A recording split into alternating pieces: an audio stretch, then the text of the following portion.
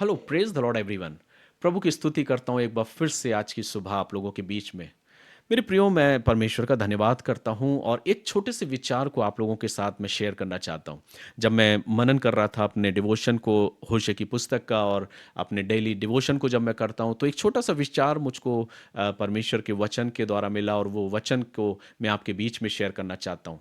अक्सर होता यह है कि मेरे प्रियो, जब हम और आप बहुत आनंदित होते हैं, बहुत खुश होते हैं, तो वो सारा खुशी, वो आनंद हमारे चेहरे पर प्रकट होता है।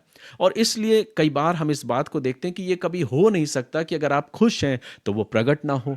अगर आप दुखी हैं तो वो चेहरे पे नजर ना आए कि आप दुखी हैं। अगर आप बहुत चिंतित हैं तो वो हो नहीं सकता कि वो चिंता आपके चेहरे पे नजर ना आए। हो सकता है मेरे प्रियो, कई बार आप बहुत उदास हैं, आपका मन रो रहा है, तो ये हो नहीं सकता कि आपके आंखों से आंसू ना छलके।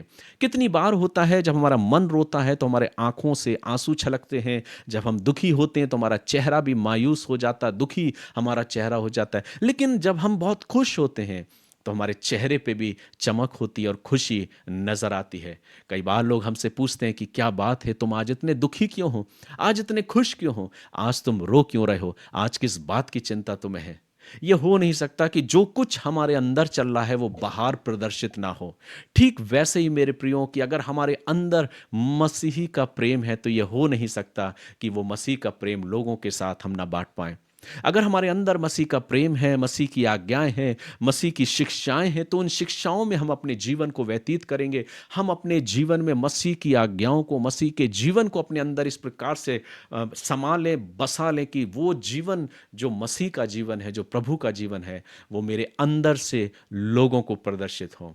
इसी विचार को मैं आप लोगों के बीच में शेयर करना चाह रहा था और मैंने ये प्रयास किया कि आप तक उस विचार को पहुंचाने वाला हो सकूं। इसलिए अब की बार जब हम अपने जीवन में इस बात को कहें कि मैं प्रभु का हूं या प्रभु का जीवन मेरे अंदर है, मसीह का जीवन मेरे अंदर है, तो अपने आप को जांचें और अपने आप को देखें।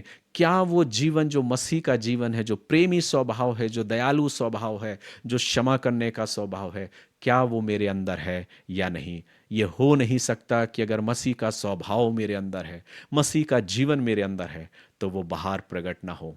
आइए हम अपने आप को तैयार करें, परमेश्वर का धन्यवाद दें और ऐसा अवसर प्रभु हमें दे कि हम अपने जीवन के अंत पर्यंत तक प्रभु की उस प्रेम को, प्रभु की उस महान दया और उसकी करुणा और उसके अनुग्रह को लोगों के साथ बांटने वाले हो सकें। अगर आप ऐसे जीवन को जीते हैं तो आप परमेश्वर की उन आशीषों को अपने जीवन में पाते हैं।